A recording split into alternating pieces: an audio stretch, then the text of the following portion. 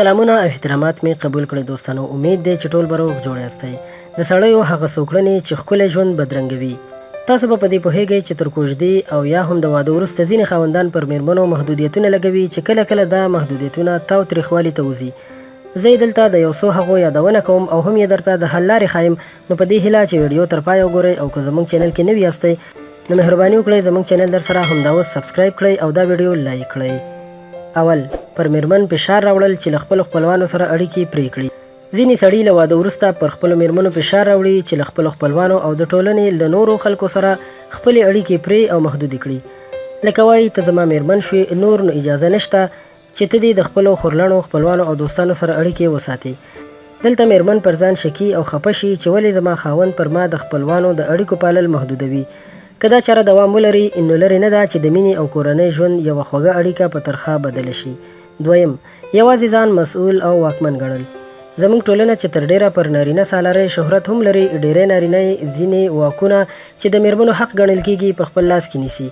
زه درته ډیر ساده مثال وړاندې کوم. یوه میرمن ده چې د خاوند له اجازې پرته یو عمل هم نه ترسره کوي او تل په هره خبره کې خپل خاوند څخه پوښتنه کوي. خو خاوند برعکس هره شپه 12 یا 1 بجه کور ته راځي او میرمنه یې په دې عمل سخت غبرګون ښیي او ورته وایي چې نور ناوخته مه راځه. خاوند په ځواب کې ورته وایي چې تا ته یې څه، زه نارینه یم، ته دا حق نه لرې چې زما د وخته راتګ او ناوخته راتګ په اړه بحث وکړې. دا حق خو یوازې زه لرم.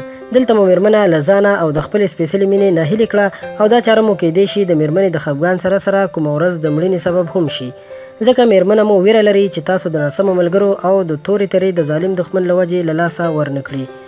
دریم، پرله پسې د میرمنې ازمویل. ډیری خاوندان شته چې خپل میرمنې څو ځله ازمایي تر څو معلومه کړي چې میرمنه یې ورسره څومره مینه لري.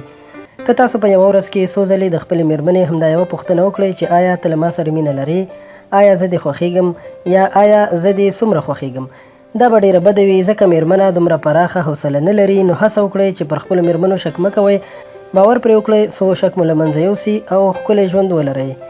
څلورم، په سلا مشورو کې نه شریکول. د داسې سړیو شمیر هم کم نه دی چې د شریک او کورني ژوند په هیڅ چاره کې سلا مشوره د ښځې حق نه ګڼي. په چارو کې نظر نه اخلي او که هغه نظر هم ورکړي نو نه یې اوري. هڅه وکړئ په هره برخه کې د میرمنې سره مشوره وکړئ، د میرمنې خوښۍ او رضا ته وګورئ، د منلو وړ تقاضې یې ومنئ، وهل ټکول مه کوئ او په ارامه سینه ورته قناعت ورکړئ. ښکاره ده چې ژوند به مو ښکلی او له رنګینیو ډک شي. نو دوستانو، دا هغه معلومات چې تاسو ته مو راغونډ کړي وو. په دې هیله چې دا ویډیو به ستاسو خوښه شوې وي او ګټه به مو ترې اخیستې وي. نو له نورو همدغسې په زړه پورې او ښایسته ویډیوګانو لپاره در سره زموږ چینل سبسکرایب کړئ، ورسره خوا کې د بیل نشان هم ووهئ چې زموږ د هرې نوې راتلونکې ویډیو سره تاسو ته خبر درکړل شي او تاسو ترې خوند او ګټه واخلئ. ډیره مننه.